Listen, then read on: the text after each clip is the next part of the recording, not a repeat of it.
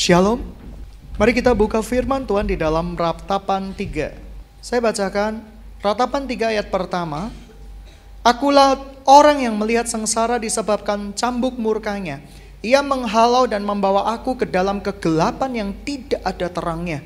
Sesungguhnya aku dipukulnya berulang-ulang dengan tangannya sepanjang hari. Ia menyusutkan dagingku dan kulitku, tulang-tulangku dipatahkannya. Ia mendirikan tembok di sekelilingku, mengelilingi aku dengan kesedihan dan kesusahan. Ia menempatkan aku di dalam gelap seperti orang yang sudah lama mati. Ia menutup segala jalan keluar bagiku. Ia mengikat aku dengan rantai yang berat. Walaupun aku memanggil dan berteriak minta tolong, tidak didengarkannya doaku. Ia merintangi jalan-jalanku dengan batu pahat dan menjadikannya tidak terlalui. Laksana beruang, ia menghadang aku laksana singa dalam tempat persembunyian. Ia membelokkan jalan-jalanku dan merobek-robek aku dan membuat aku tertegun. Ia membidikkan panahnya menjadikan aku sasaran anak panah. Ia menyusupkan ke dalam hatiku segala anak panah dari tabungnya. Aku menjadi tertawaan bagi segenap bangsaku dan menjadi lagu ejekan mereka sepanjang hari. Ia menginyangkan aku dengan kepahitan, memberikan aku minum ipuh. Ia meremukan gigi-gigiku dan memberi aku makan kerikil. Ia menekan aku ke dalam debu. Engkau menceraikan nyawaku dari kesejahteraan. Aku lupa akan kebahagiaan. Sangkaku hilanglah, lenyaplah kemasyuranku dan harapanku kepada Tuhan. Ingatlah akan sengsaraku dan penggembaraanku, akan ipuh dan racun itu. Jiwaku selalu teringat hal itu dan tertekan di dalam diriku. Tetapi hal-hal ini yang kuperhatikan, oleh sebab itu aku akan berharap. Tidak berkesudahan kasih setia Tuhan, tak habis-habisnya rahmatnya. Selalu baru tiap pagi, besar kesetiaanmu. Tuhan adalah bagianku, kata jiwaku. Oleh sebab itu aku berharap kepadanya. Tuhan adalah baik bagi orang yang berharap kepadanya dan bagi jiwa yang mencari Dia. Sidang jemaat yang dikasihi Tuhan, pernahkah engkau mengalami sebuah situasi yang seperti di Ratapan 3, 1 sampai 25 ini?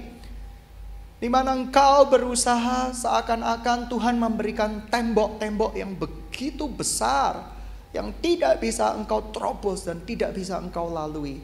Ada satu kali keadaan mungkin engkau pergi ke dalam rumah ibadah, ke gereja Tuhan, di mana semua khotbah-khotbah, semua panah-panah seakan-akan ditujukan kepada dirimu seorang. Dan engkau mengalami luka yang demikian sangat. Teman-teman yang dikasihi Tuhan, sidang jemaat yang dikasihi Tuhan, kalau Tuhan sedang membuat situasi itu terjadi di dalam hidup kita, percayalah bahwa Tuhan sedang melakukan sebuah proses yang namanya menghancurkan daging kita, menghancurkan jiwa kita, supaya roh Tuhan berkuasa di dalam hidup kita. Kita sedang mengalami proses yang saya namakan pembentukan dari Tuhan. Saya percaya proses peremukan dari Tuhan itu indah untuk menciptakan sebuah pribadi yang berkenan di mata Tuhan.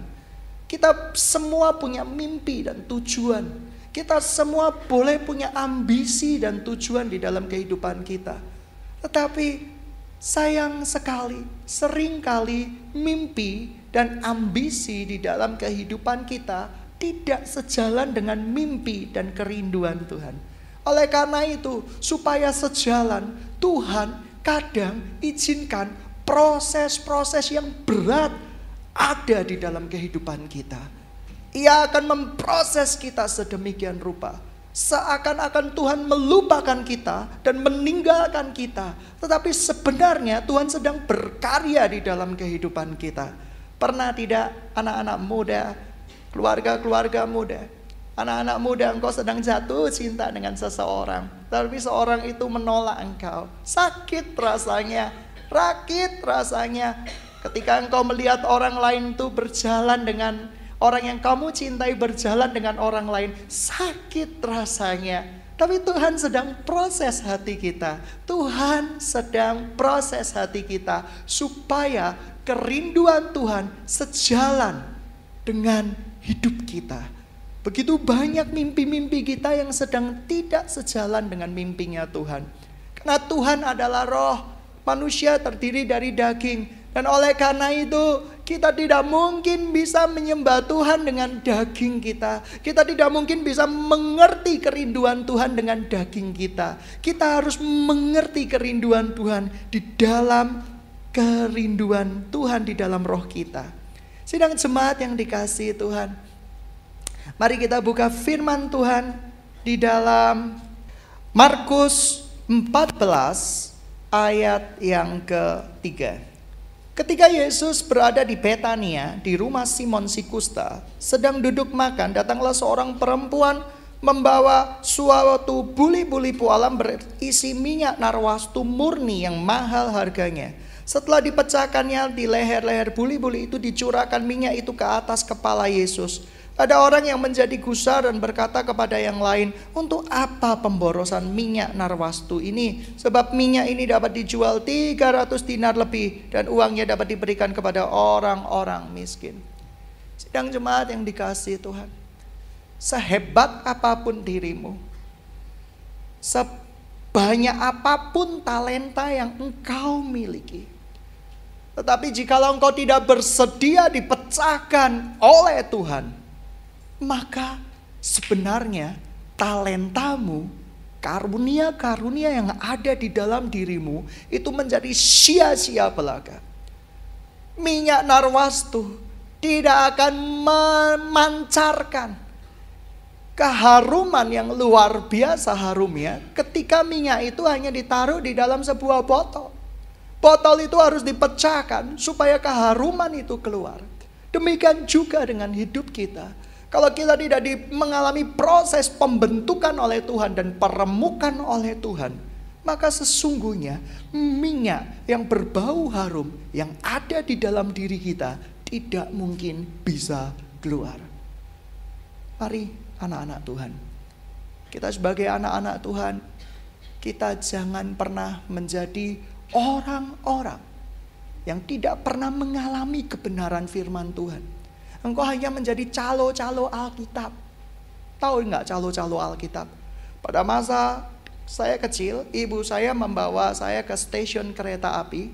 Pada waktu liburan, saya ingat persis, kereta api zaman dahulu berbeda dengan zaman sekarang. Sehingga kami perlu berdesak-desakan dan kadang tidak membawa tiket. Oleh karena itu ibu saya membeli dari calo-calo tiket. Dan kadang calo-calo tiket itu gombalnya luar biasa. Naik kereta api ini saja, kamu akan punya tempat sendiri.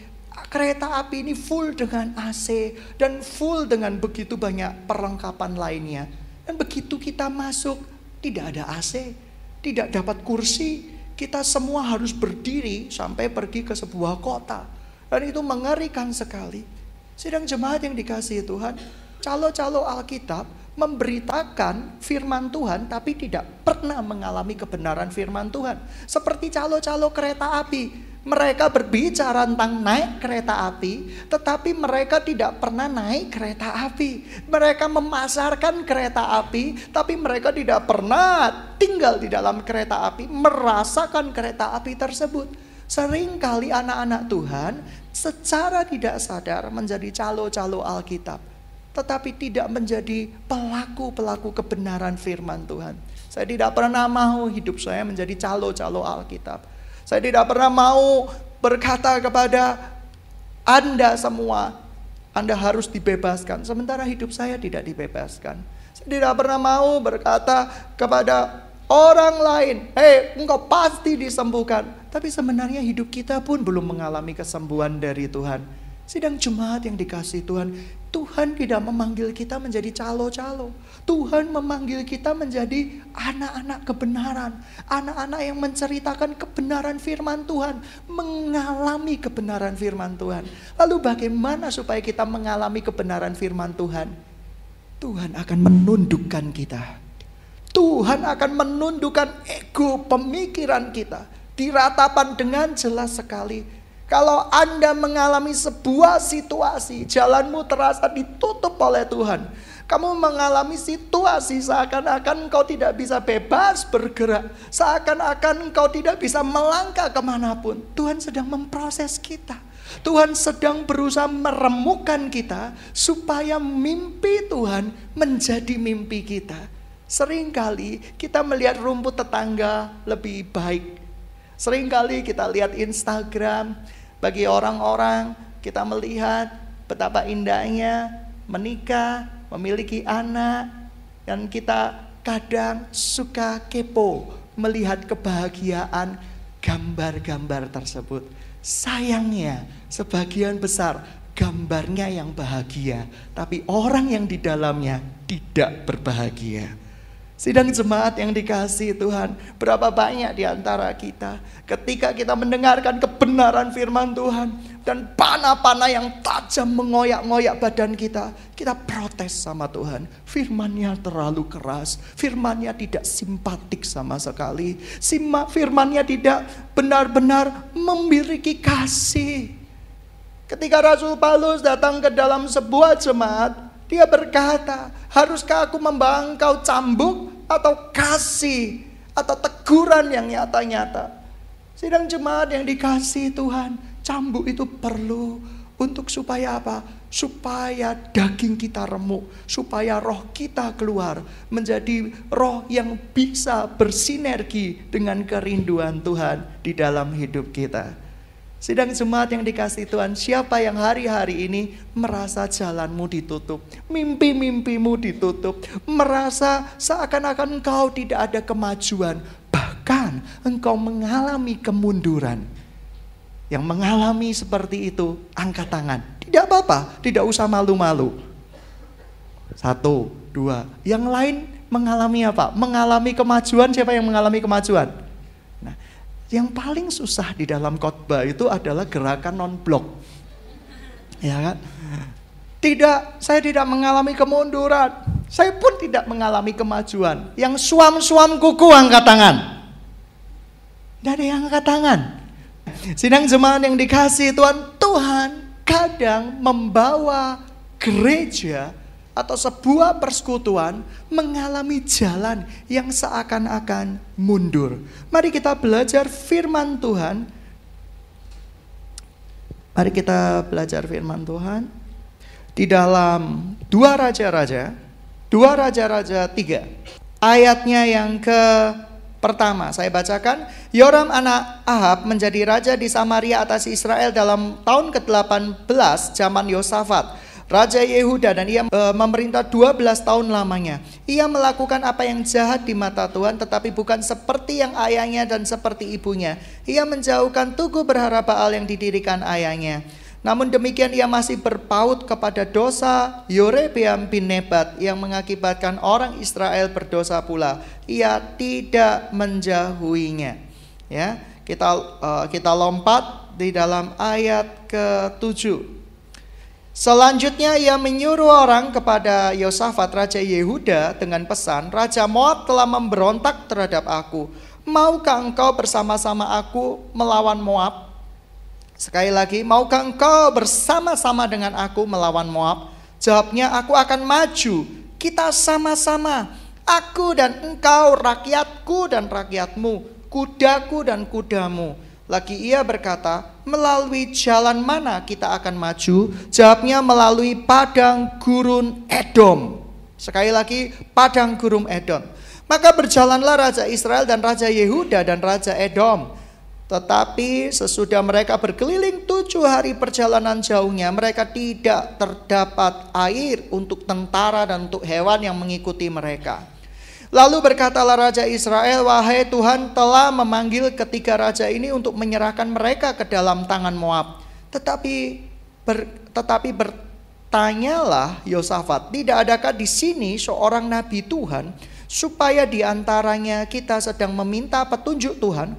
Lalu di sana seorang pegawai Raja Israel menjawab, katanya, di sini ada Elisa bin Safat yang dahulu melayani Elia. Berkatalah Yosafat, memang padanya ada firman Tuhan.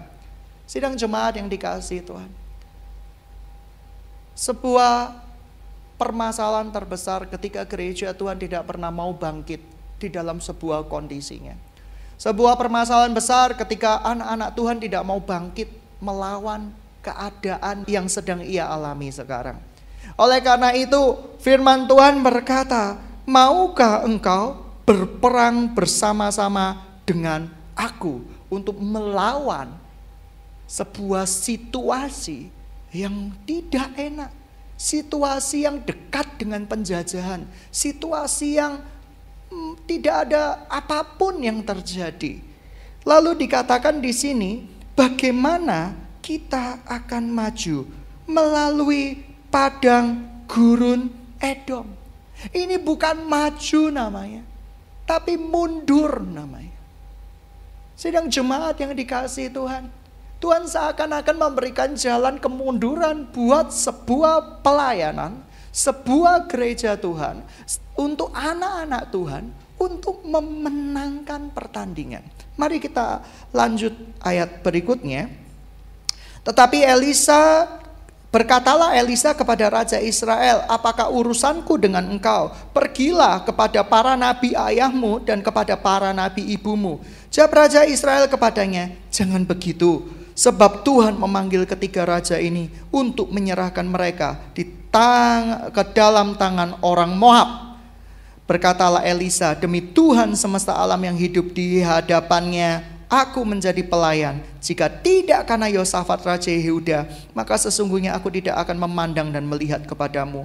Maka sekarang jemputlah bagiku seorang pemetik kecapi. Pada waktu pemetik kecapi itu bermain kecapi, maka kekuasaan Tuhan meliputi dia. Sidang jemaat yang dikasihi Tuhan, pertama, ketika engkau mengalami proses peremukan dari Tuhan, engkau cuma punya dua pilihan. Kamu tinggal di dalam peremukanmu, kamu sakit hati kepada Tuhan, dan engkau akan mati secara rohani. Atau dua, engkau rela diremukkan oleh Tuhan. Tetapi proses diremukkan oleh Tuhan adalah sebuah proses yang kelihatannya berjalan mundur, tapi sesungguhnya Tuhan perintahkan kita untuk lebih maju. Ini strategi Tuhan yang luar biasa. Tuhan tidak akan melanjutkan cerita peremukan jikalau engkau berkata kepada Tuhan, sudah Tuhan, cukup, aku tidak mau kau remukan lagi, sudah selesai, aku tidak mau lagi. Tetapi Tuhan mencari anak-anaknya dan gereja Tuhan yang berkata, oke Tuhan, aku mau, aku siap berperang bersamamu dalam proses peremukan ini. Dan yang kedua, mereka mencari wajah Tuhan. Seringkali di dalam proses peremukan di dalam kehidupan kita, kita cari saran-saran motivator. Kita cari saran-saran yang menyenangkan, yang menghibur daging kita. Tetapi apa yang terjadi? Mereka mencari firman Tuhan. Mereka mencari penyertaan Tuhan. Dan mereka mengalami proses penghinaan. Saya tidak bisa bayangkan orang yang tinggi harga dirinya, dan di tempat ini misalnya ada nabi Tuhan dan berkata, ngapain kamu datang ke sini? Ngapain? Pergi sana ke nabimu. Ngapain datang ke sini? Orang yang belum diproses Tuhan akan berkata, gak kesini gak paten. Ya sudah, aku tersinggung, keluar. Dan dia tidak dapat apa-apa. Tetapi apa yang terjadi? Nabi Elisa memberikan sebuah tes dasar, yaitu tes kerendahan hati. Bisa gak orang ini dipakai Tuhan? Bisa gak orang ini diremukkan oleh Tuhan? Dan raja ini menjawab, jangan begitu. Ini pernyataan rendah hati. Saya tidak tahu kalau rajanya ini ngamuan, tersinggungan. Di hadapan Nabi Elisa, ia akan memecahkan semua barang yang di rumah Nabi Elisa, ditendangi semua. Apa-apaan kamu? Aku raja. Ayo kita tengkar, ayo kita bergumul. Puji Tuhan, kerendahan hati itu penting di dalam kehidupan anak-anak Tuhan. Dan berikutnya, mari kita baca berikutnya. Ambillah, kita ulang ayat 15, maka sekarang jemputlah bagiku seorang pemetik kecapi. Pada waktu pemetik kecapi itu bermain kecapi, maka kekuasaan Tuhan meliputi dia. Teman-teman yang dikasihi Tuhan, kamu percaya bahwa ketika kita menyembah Tuhan di dalam roh dan kebenaran, Tuhan menguatkan roh kita. Kita harus berdiri di atas firman Tuhan, bukan asumsi-asumsi. Oleh karena itu, semua asumsi kita harus tunduk kepada teks firman Tuhan.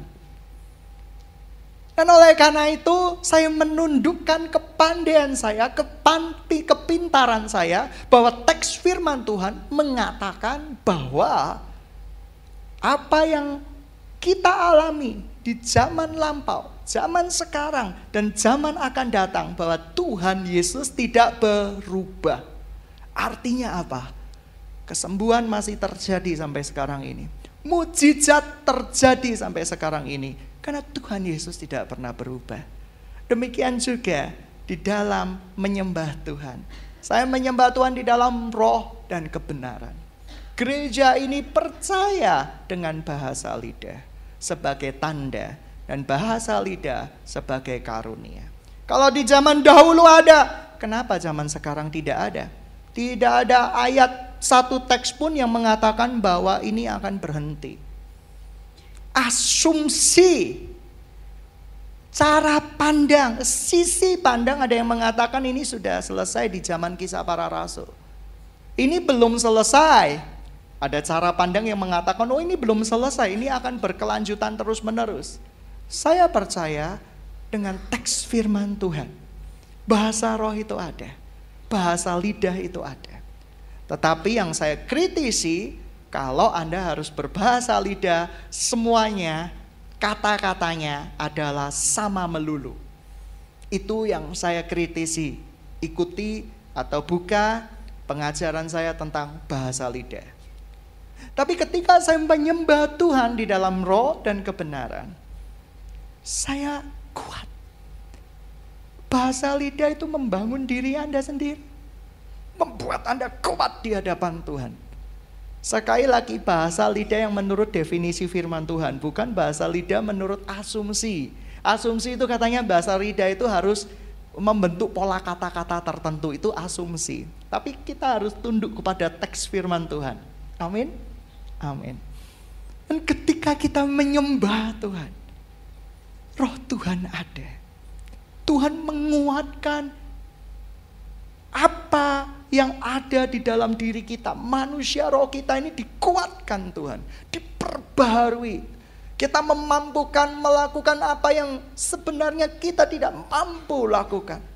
Sidang jemaat yang dikasihi Tuhan, dan mari kita baca ayat berikutnya. Kemudian berkatalah ia, beginilah firman Tuhan, biarlah di lembah ini dibuat parit-parit, sebab beginilah firman Tuhan, kamu tidak akan mendapat angin dan hujan, namun lembah ini akan penuh dengan air, sehingga kamu serta ternak sembelianmu, hewan pengangkutmu dapat minum. Logika manusia untuk dapat air, yaitu dengan hujan.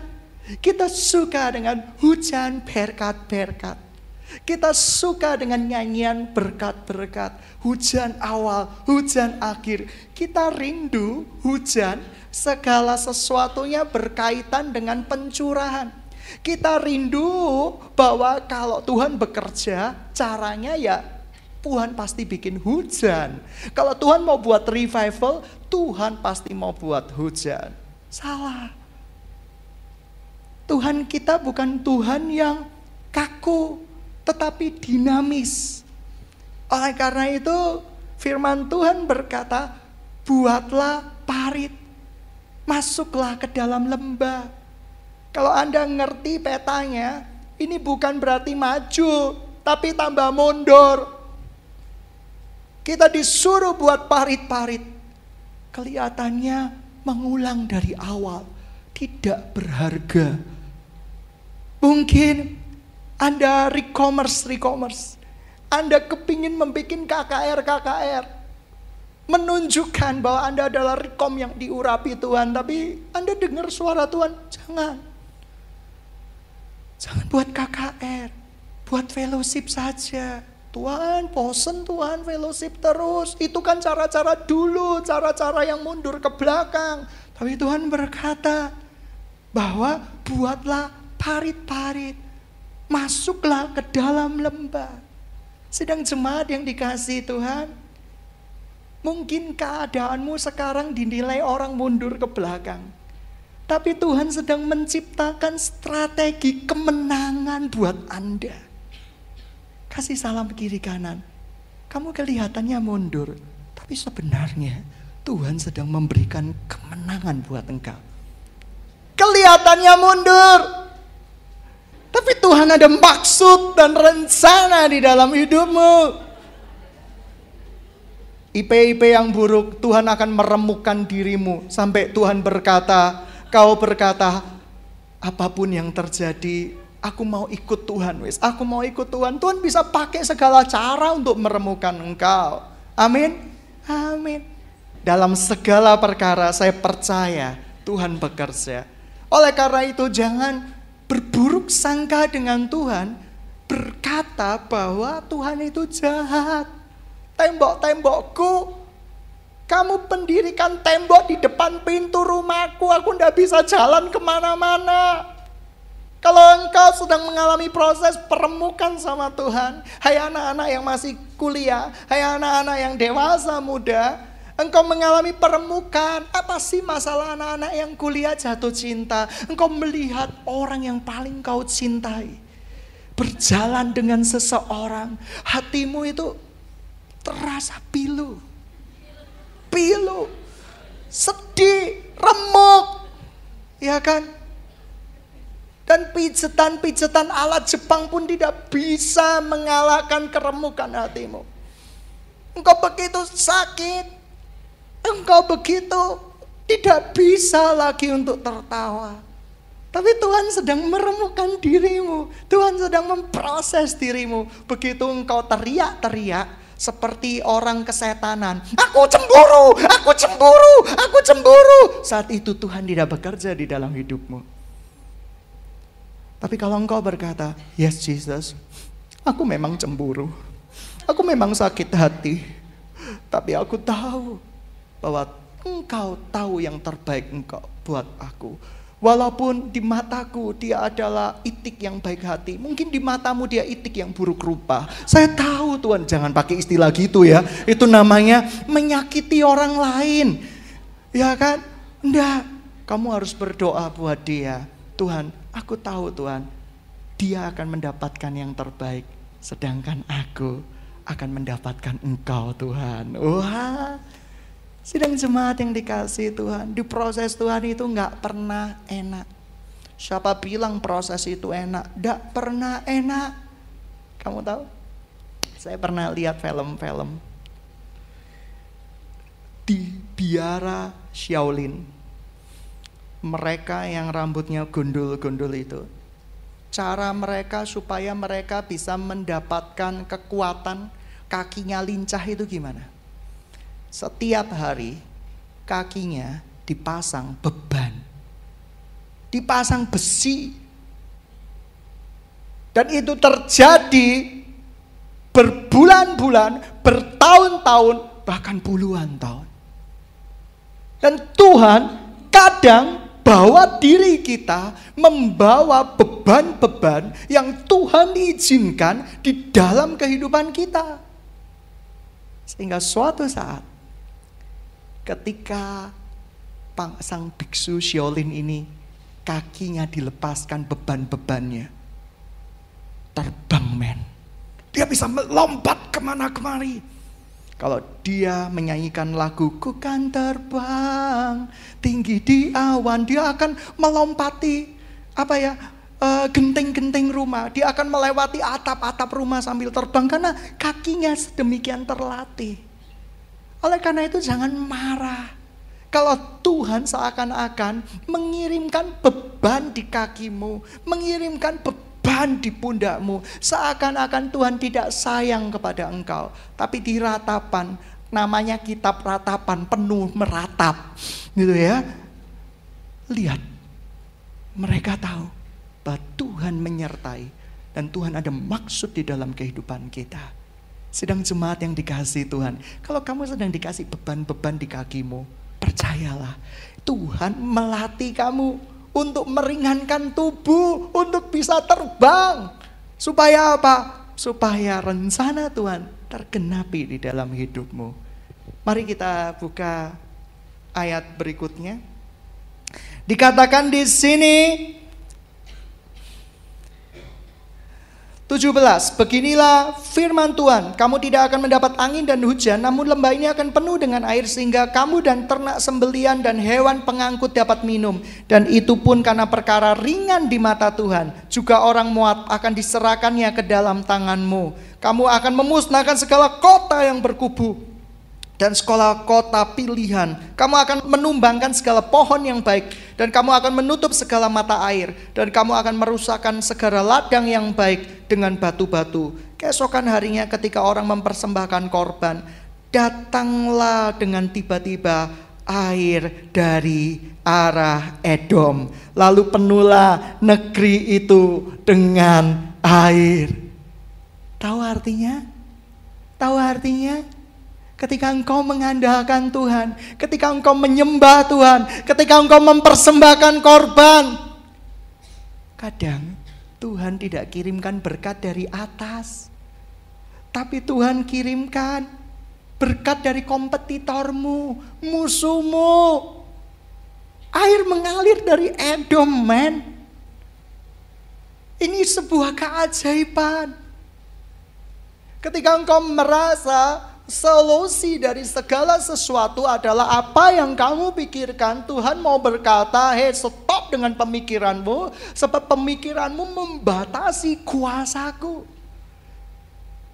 Ketika zaman dahulu, di zaman kisah para rasul, ketika para rasul meninggal sebagai martir, penerus-penerus mereka sampai pada sebuah abad menjadikan gereja itu menjadi gereja yang mati, tidak hidup. Oleh karena itu pengakuan dosa dijual. Muncullah Martin Luther, orang yang dipakai Tuhan untuk merestorasi gereja. Restoration bukan berarti mengubah menjadi yang baru, tapi mengembalikan apa yang seharusnya ada di mula-mula itu. Ketika gereja Tuhan kehilangan kesakralannya, lagu-lagu gereja kehilangan kesakralannya atau nilai-nilai penyembahan, keagungan Tuhan, sesungguhnya dunia sudah masuk di dalam gereja Tuhan. Dan ketika dunia sudah masuk di dalam gereja Tuhan, maka sebenarnya gereja akan menjadi kedagingan. Sedang jemaat yang dikasihi Tuhan, roh penurut, daging itu lemah. Oleh karena itu, boleh lampu, boleh musik, tetapi musiknya, beat-beatnya tidak boleh menghilangkan nilai kesakralan kepada Tuhan. Sedang jemaat yang dikasihi Tuhan, ada lagu-lagu yang sangat terkenal di dunia, seperti Gangnam Style, dibuat beat-beatnya itu, oh Yesus baik, dum dum dum. Kira-kira kau suka tidak? Oh Yesus sangat baik, dum. Loh, itu kenyataan. Lalu di dalam benakmu gimana? Tuhan Yesus menari seperti Gangnam Style? Gereja sudah kehilangan kekudusannya, gereja sudah kehilangan keagungannya. Oleh karena itu, tujuan Tuhan merestoration. Restoration adalah mengembalikan yang sesuai dengan apa yang Tuhan inginkan pada mula-mulanya. Kasih salam kiri kanan. Tuhan mungkin gak kirimkan hujan buat engkau, tapi yang penting ada air. Dan bukan hanya air, tapi air bah, men. Dan ketika Tuhan mau memberkati hidupmu, Tuhan tidak pakai cara-cara yang kamu pikirkan. Yang kamu pikirkan adalah selalu yang muluk-muluk. KKR. Maju ke depan. Lalu dengan tangan di belakang dikibaskan mic. Semua gitu ya. Ini terobsesi film-film zaman dahulu, kungfu gitu ya. Gitu ya, seperti itu, rebah semua. Kita diurapi Tuhan. Stop dulu. Tuhan mungkin tidak pakai cara-cara seperti itu. Tapi Tuhan memakai cara-cara yang berbeda. Saya percaya di benak para prajurit raja-raja itu, ini aneh Nabi Elisa. Kita ini kurang air. Salah satu-satunya cara untuk mendatangkan air di padang gurun, bikin sumur 1000 meter pun gak bakal ketemu air. Ini gila. Kenapa? Cara dapetin air kan dari atas dan dari bawah. Amin. Amin. Kamu masuk ke dalam perumahan yang tidak ada air, kamu gali sumur. Kalau rumahmu di padang gurun, kamu gali sumur berapa meter supaya dapat air. Ribuan meter pun tidak akan dapat. Tetapi Tuhan adalah Tuhan. Tuhan bertata di atas pujian umatnya. Kalau engkau sedang mengalami patah hati, hancur hati, nyanyi. Teman-teman yang dikasihi Tuhan. Dan ketika kita menyanyikan puji-pujian itu, kita meninggikan Tuhan di atas semua masalah kita. Mujizat terjadi. Dan ketika kita belajar taat, sekalipun itu gila, bagaimana tidak gila strategi peperangan mundur ke padang gurun, buat parit, masuk lembah. Ini apa-apaan? Ini strategi yang tergila yang pernah kita temui. Tetapi sidang jemaat yang dikasihi Tuhan, kalau Tuhan yang mengatakan, Tuhan akan menggenapi. Saya kasih salam kiri kanan. Kalau Tuhan mengatakan, Tuhan akan menggenapi. Kalau Tuhan berkata dia untukmu, maka dia akan untukmu. Dia siapa? Ya dialah. Amin. Amin. Dan berikutnya, upah ketaatan adalah berkat. Ketika mereka taat membangun parit sekalipun tidak ada hujan, tidak ada mata air, air mengalir dari Edom. Air itu justru mengalir dari musuh mereka. Dan prajurit itu menjadi begitu segar dengan air. Dan musuh mereka kering. Oleh karena itu, kasihlah musuhmu. Berdoalah buat yang menganiaya kamu. Karena suatu saat musuhmu yang akan memberikan berkat-berkat itu untukmu. Amin. Bukankah kekayaan fasik itu untuk orang-orang benar? Amin. Amin. Berikutnya. Keesokan harinya, ya, ketika orang mempersembahkan korban, datanglah dengan tiba-tiba air dari arah Edom. Lalu penuhlah negeri itu dengan air. Ketika itu didengar seluruh orang Moab bahwa ketika raja itu telah maju memerangi mereka, maka dikerahkan semua orang yang masih sanggup menyandang pedang. Bahkan orang-orang yang lebih tua juga, kemudian mereka ditempatkan di tepi perbatasan.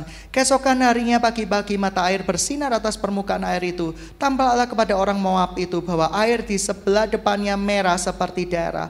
Lalu berserulah kepada mereka itu darah. Tentulah raja-raja itu telah berbunuh-bunuhan. Yang seorang membunuh yang lain. Sekarang marilah menjara, hei orang-orang Moab. Tetapi ketika mereka sampai ke perkemahan orang Israel, maka bangkitlah orang Israel itu, lalu memukul orang-orang Moab, sehingga mereka lari dari situ. Dan maka menjauhlah, menerobos ke dalam Moab, sambil menewaskan orang-orang Moab itu.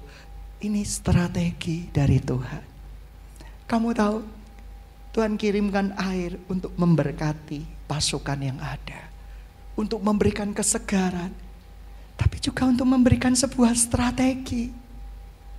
Strategi apa? Bahwa dipikirnya orang Israel itu sudah kalah. Buktinya sepanjang jalan mereka melihat darah.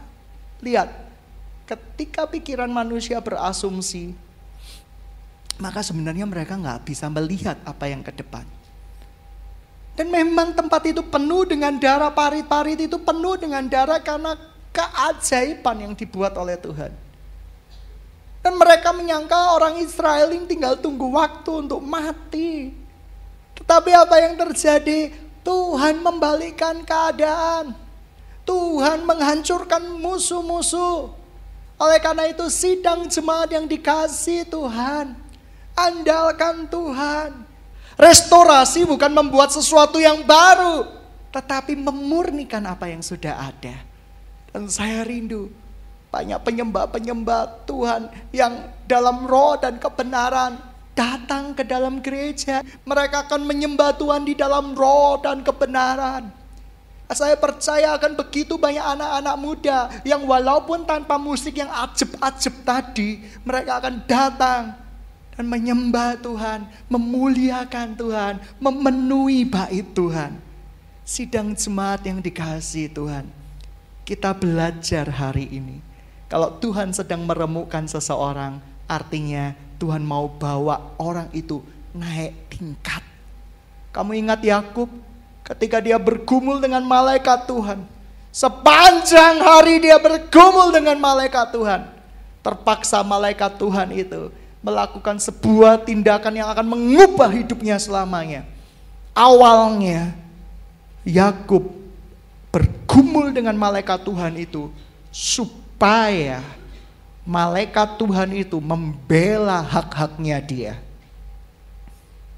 membela pelariannya. Oleh karena itu free will dari Yakub ini begitu kuatnya. Dia punya kemauan yang begitu kuatnya. Sampai malaikat Tuhan itu sepanjang hari tidak bisa mengalahkan dia. Tapi ada sebuah proses yang membuat Yakub akhirnya mau berhenti bergumul. Dipukulkan di pangkal kakinya, terplecoklah dia, diremukkan pangkal kakinya. Dan setelah bergumul sehari-harian, malaikat itu berkata, apa yang kau kehendaki? Yakub tidak lagi berkata, kalahkan musuh-musuhku, balas sakit hatiku. Tapi dia berkata, berkati aku. Kata berkat itu bukan konotasi duit. Berkati aku, lindungi aku dalam sejahtera Tuhan, lindungi aku dalam rencana Tuhan. Saya mau menjadi gereja yang sangat diberkati. Saya mau menjadi anak Tuhan yang sangat diberkati, yang dalam kata aslinya bless itu, yaitu sesuatu kerinduan dari Tuhan yang terjadi di dalam kehidupan kita. Itu berkat-berkat Tuhan. Dan ketika kakinya terplecok, diubahkan hidupnya. Saya percaya waktu itu Yakub mengalami terobosan rohani. Dan mari kita baca ayat berikutnya. Kita baca di dalam Yohanes 12 ayat yang ke-24. Aku berkata kepadamu, sesungguhnya jikalau biji gandum tidak jatuh ke dalam tanah dan mati, ia tetap satu biji saja. Tetapi jika ia mati, ia akan menghasilkan banyak buah. Amin. Kalau kita tidak mati terhadap ambisi dan mimpi-mimpi kita, maka dari dulu, sekarang, sampai selama-lamanya kita hanya bisa menghasilkan satu saja, yaitu diri kita. Tetapi kita belajar ketika mimpi kita, ambisi kita dikuasai oleh Tuhan, maka Tuhan akan memasukkan kita ke dalam proses bawah tanah. Gelap, tidak nyaman, tidak enak. Pernah enggak ada tanaman, biji tanaman, supaya tumbuh, kamu kasihin di ruang ber-AC. Biar sejuk. Mati ya Mbak. Tapi Tuhan izinkan sebuah proses yang begitu indah masuk di dalam bawah tanah. Gelap, tidak ada apa-apa, pengap. Tapi apa yang terjadi ketika biji itu rela untuk mati, maka ia akan menghasilkan buah-buah yang sangat banyak. Relakan kau mati? Relakah engkau punya mimpi diberikan kepada Tuhan? Kalau saya dahulu tidak mematahkan mimpi saya di tangan Tuhan, mungkin saya menghasilkan. Tapi saya hanya menghasilkan 1 biji untuk keluarga saya saja. Dan saya tidak bisa berdampak bagi banyak orang. Tetapi saya belajar merelakan mimpi Tuhan menjadi mimpi saya. Maka biji itu akan mati dan menghasilkan buah-buah berkat bagi banyak orang.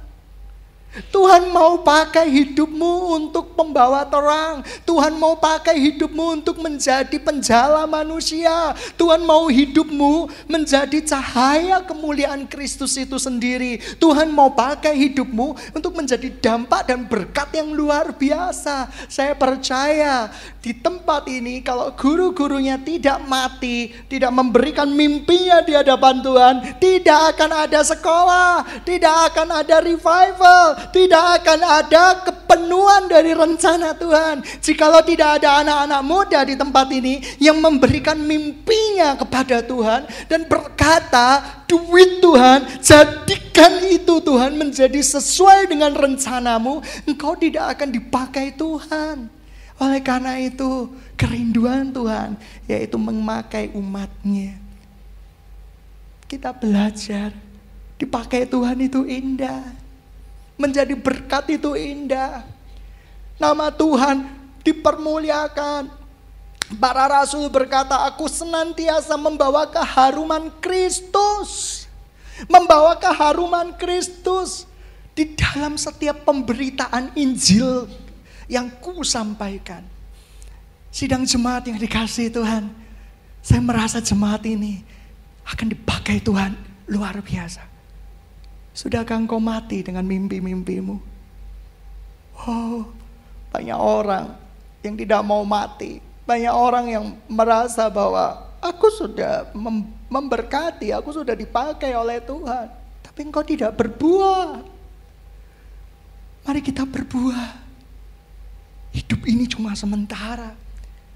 Saya mau selagi kita hidup adalah sebuah kesempatan emas supaya nama Tuhan dipermuliakan, supaya Injil damai sejahtera ini diberitakan sampai ke ujung-ujung bumi. Saya percaya apapun kita belajar dari teks kebenaran firman Tuhan.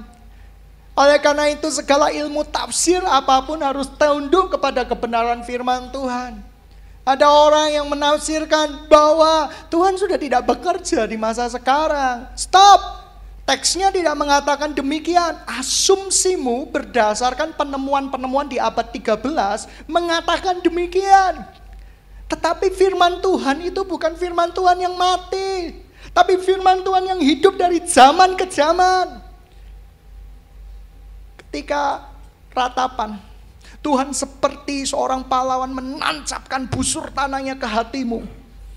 Firman-Nya begitu kejam, melukai aku. Kata-katanya begitu keras. Ini hamba Tuhan gak simpatik sama sekali. Hidupmu terluka hebat.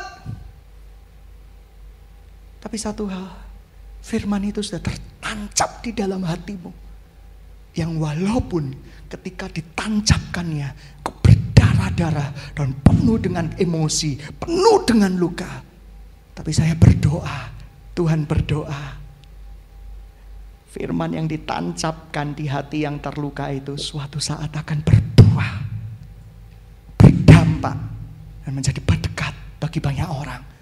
Dan dirinya dibebaskan oleh kebenaran firman Tuhan. Tuhan sedang menanti kita. Oleh karena itu sidang jemaat yang dikasihi Tuhan, generasi jawaban doa bukan berarti mengubah kebenaran firman Tuhan, tapi mengembalikan keagungan firman Tuhan pada porsinya. Saya mau kasih tahu, tugas pemberitaan Injil adalah amanat agung Tuhan. Pergi, jadikan semua bangsa murid Kristus, baptis mereka atas nama Bapa, Putra, dan Roh Kudus. Itu adalah ketetapan, itu adalah hukum, itu adalah kewajiban. Itu bukan narasi yang menggugah semangat saja, tetapi itu adalah sebuah mandat yang harus kita pegang sebagai orang percaya. Gereja yang tidak memberitakan Injil ada gereja yang kedagingan. Gereja yang tidak memberitakan Injil adalah gereja yang tertidur. Tapi gereja yang memberitakan Injil yang lain dari firman Tuhan adalah gereja yang walaupun kelihatannya bangkit, tapi sedang menuju kepada penghakiman yang kekal. Sidang jemaat yang dikasihi Tuhan, mari kita menjadi gereja yang hidup. Gereja yang memberitakan kebenaran firman Tuhan. Api Roh Kudus yang membakar hidupmu, membakar hidup saya untuk pemberitaan firman Tuhan. Ketika firman Tuhan diberitakan, ada roh yang ada di dalam hidup kita. Itu seperti mendesak keluar. Seperti seakan-akan manusia roh kita diperkuat dari hari ke hari. Oleh karena itu, jangan lelah memberitakan kebenaran firman Tuhan dengan cara-cara yang membawa keharuman Kristus di dalam pemberitaan firman Tuhan. Jangan sampai Kristus dihujat dengan cara-cara yang salah. Jangan sampai Kristus dihujat dengan cara-cara yang paksa. Jangan sampai Kristus dihujat dengan cara-cara yang licik. Tetapi membawa keharuman Kristus. Sudahkah Anda selamat? Sudahkah Anda mau menerima Yesus sebagai Tuhan dan Juru Selamatmu?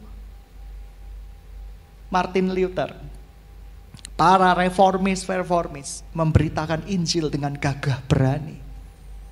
Oleh karena itu, kita tundukkan pengetahuan kita di atas teks firman Tuhan. Segala suatu pengetahuan yang menjahili firman Tuhan harus kita tundukkan. Firman Tuhan berkata, pergi, jadikan semua bangsa murid Kristus. Silahkan berdebat dengan saya, silahkan berdebat dengan firman Tuhan kalau itu hanya untuk zaman Kisah Para Rasul. Enggak, itu sampai selama-lamanya, sampai Yesus datang. Coba lihat, ketika Rasul Paulus di depan jemaat, aku berbahasa roh lebih daripada Anda.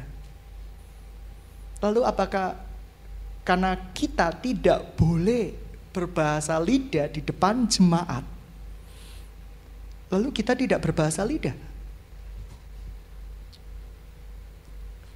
Bahasa lidah sebagai karunia memang hanya karunia, artinya gak mesti kamu dapat. Tetapi sebagai tanda orang percaya, kamu semua ada. Belajar menyembah Dia di dalam roh dan kebenaran. Belajar ditundukkan oleh rencana Tuhan. Ketika engkau berdoa, engkau mengerang, engkau menangis, mengucapkan kata-kata yang tidak terucapkan, yang tidak dimengerti oleh orang lain, sebenarnya engkau sudah berdoa kepada Tuhan. Yang gereja ini tentang yaitu bahasa roh bisa diajar, karunia bahasa roh bisa diajari. Yang gereja ini tentang bahwa bahasa roh harus membentuk pola kata-kata tertentu yang tidak ada di teks Alkitab. Sidang jemaat yang dikasihi Tuhan, air matamu ketika mengalir, rohmu berbicara kepada Tuhan. Ketika engkau menyembah, ada action, ada pergumulan yang kamu serahkan kepada Tuhan, rohmu berbicara kepada Tuhan. Ada sebuah kejadian yang tidak mungkin kita bisa ulangi. Lidah-lidah api turun. Kalau ada lidah-lidah api turun, itu nyata. Sering kali kita tahu berita sesuatu. Saya dulu pernah salah khotbah.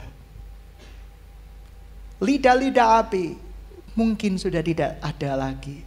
Yaitu sebuah peristiwa prerogatifnya para rasul untuk menerima lidah-lidah api itu sehingga mereka berkobar. Tetapi lidah-lidah api dalam bentuk yang berbeda. Api Roh Kudus yang membakar engkau untuk memberitakan Injil masih ada sekarang sampai selama-lamanya. Sampai Injil diberitakan ke segala makhluk, ke ujung-ujung bumi.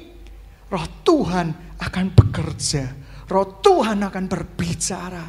Oleh karena itu, stop dengan gereja yang suam. Gereja yang tidak mau melakukan kebenaran-kebenaran firman Tuhan. Gereja yang mengagung-agungkan pengetahuan, tapi tidak memiliki api daripada Roh Kudus. Sedang jemaat yang dikasihi, api itu hanya muncul ketika dirimu menjadi minyak. Dirimu diperas oleh Tuhan, menjadi minyak yang membakar. Saya percaya ketika kita izinkan diri kita diremukkan, buli-buli itu dipecahkan, minyak itu akan keluar. Dan api itu akan membakar di dalam kehidupan kita lebih dahsyat lagi. Oleh karena itu sidang jemaat, hari ini Tuhan punya mandat buat kita semua. Restorasi gereja Tuhan. Kembalikan kedudukan dan kedaulatan Tuhan pada tempatnya. Kembalikan kedudukan Anda sebagai orang percaya pada tempatnya. Gereja ini bukan ministry saya, tetapi ministry Anda dan saya. Gereja ini adalah pelayanan Anda dan saya, bukan pelayanan saya sebagai seorang hamba Tuhan di mimbar, tapi pelayanan kita semua sebagai orang percaya. Oleh karena itu gereja Tuhan harus direstorasi, kembalikan Injil kepada tempatnya. Pemberita-pemberita Injil, dulu saya berpikir bahwa tugas mendirikan gereja adalah tugas hamba Tuhan. Salah. Coba baca firman Tuhan. Itu tugas kita sebagai orang percaya. Dan tugas kita sebagai orang percaya yaitu ministry Tuhan terjadi dan masuk di dalam kehidupan kita. Hari-hari ini kita sedang mengalami sebuah zona yang mengerikan. Begitu banyak hamba Tuhan yang bernubuat tapi tidak tunduk kepada teks firman Tuhan. Begitu banyak anak-anak Tuhan yang mendapat mimpi dan penglihatan yang seharusnya tunduk kepada firman Tuhan. Artinya apa? Sejalan dengan firman Tuhan. Tetapi memberikan mimpi-mimpi yang menyimpang. Dan sesungguhnya guru-guru palsu upahnya sudah dekat. Dan jangan pernah menjadi guru palsu. Guru palsu itu kayak gini loh definisinya. Kamu tahu itu salah, tapi kamu berusaha mengeksposisi untuk kepentingan dirimu sendiri, itu guru palsu. Tapi ada guru-guru yang sebenarnya nggak sengaja karena nggak tahu menceritakannya. Saya berdoa supaya Tuhan membukakan pikirannya. Sidang jemaat Tuhan, siapa yang mau dipakai Tuhan menjadi alat kemuliaan Tuhan? Angkat tangan. Serius? Mau dipakai Tuhan untuk alat kemuliaan Tuhan? Sidang jemaat yang dikasihi Tuhan, saya percaya Roh Kudus adalah pribadi Tuhan. Yang saya tidak percaya bahwa pribadi Tuhan bisa disalurkan dengan cara-cara yang tidak pantas. Yang saya tidak percaya bahwa pribadi Tuhan itu kayak dikendalikan oleh manusia. Itu yang saya tidak percaya. Tapi harusnya pribadi Tuhan itu mengendalikan hidup kita.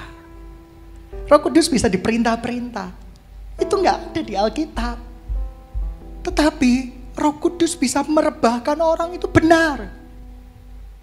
Tapi Roh Kudus bukan hamba Tuhan tersebut. Sidang jemaat yang dikasihi Tuhan, gereja Tuhan harus mengalami restorasi. Hati saya perih ketika gereja Tuhan penuh dengan musik yang sebenarnya bukan berasal dari Tuhan.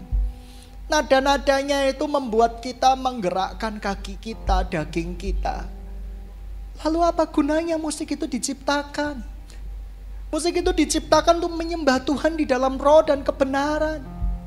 Itu keluar dari kerinduan yang sangat untuk keagungan Tuhan. Kalau kamu tahu Daud itu menari seperti orang gila. Tetapi Daud tidak gila. Tapi tarian-tarian Daud bukan seperti orang gila. Karena pada waktu zaman itu menarinya memang seperti itu. Tapi dia berbicara kerinduan Tuhan. Kalau kita pahami teks secara sebagian, kalau Daud aja boleh ajeb-ajeb, kenapa kita tidak ajeb-ajeb? Sukacita Tuhan ketika anak-anaknya mau mendengarkan kebenaran firman Tuhan. Siapa yang mau? Tuhan, aku mau Tuhan. Ministrimu terjadi di dalam hidupku. Aku akan dirikan gerejamu. Angkat tangan. Ini panggilan buat engkau dan saya. Tugas mendirikan gereja bukan tugas saya saja, tapi tugas engkau dan saya. Kita dipanggil untuk melayani Tuhan. Tapi tidak banyak yang mau mati. Tidak banyak yang mau mati buat Tuhan. Yang ada dalam bagaimana hidup untuk dirinya sendiri, untuk keluarganya. Tidak ada yang mau mati buat Tuhan. Tidak ada yang mau menjadi buli-buli yang terpecahkan. Tidak ada yang mau yang menjadi benih yang ditanamkan di dalam tanah tersebut. Hari ini siapa yang mau berkata sungguh-sungguh, aku mau mati Tuhan, aku mau mati, aku mau diremukkan Tuhan, supaya mimpi-mimpimu yang jadi di dalam hidupku. Kita angkat tangan sama-sama. Sama-sama.